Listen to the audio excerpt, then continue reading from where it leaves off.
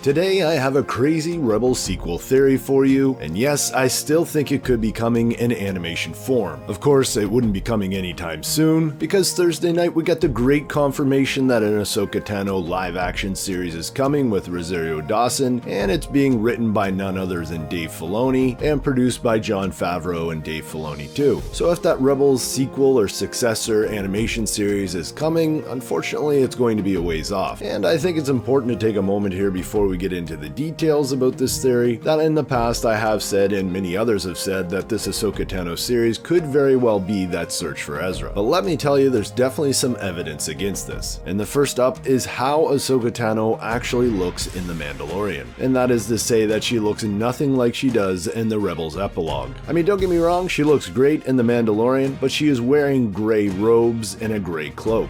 Whereas in that Rebels epilogue, she's decked out in a nice white cloak as well as white clothes. And I'm sure at this point some of you are just thinking, so what, she's got different color clothes. But here's the deal, Dave Filoni has long compared this character, Ahsoka Tano, to one of his favorite characters in Lord of the Rings, and that's Gandalf the Grey, or Gandalf the White. Remember, Gandalf goes through a transition from being Gandalf the Grey to Gandalf the White, so I'm thinking the Ahsoka Tano that shows up in The Mandalorian, well, she has some sort of transition to go through before she meets Sabine Wren in that Rebels epilogue. And this could be exactly what the Ahsoka Tano series focuses on. Not actually the search for Ezra, but a closer and more intimate look at Ahsoka Tano and what she's doing leading up to that epilogue moment where she goes to get Sabine Wren. And another supporting fact here is that in The Mandalorian, we don't see Ahsoka's staff that we see her have in the Rebels epilogue. And yes, I understand that she could just be storing that in her ship, but maybe that's not the case. And part of this transition from Ahsoka the Grey to Ahsoka the White was tracking down the staff. And I mean, there's a real possibility that the first season of this Ahsoka series actually leads up to her meeting the Mandalorian, again giving us more time with this character before she has to meet up with Sabine in the timeline. You might recall recently Dave Filoni mentioned to Vanity Fair that it's definitely possible that Ahsoka's appearance in the Mandalorian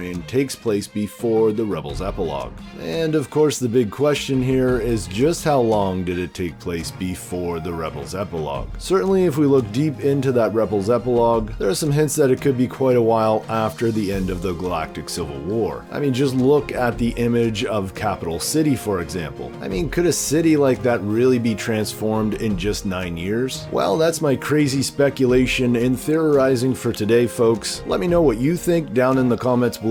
As always, I'm Mike, thanks for watching, and may the Force be with you.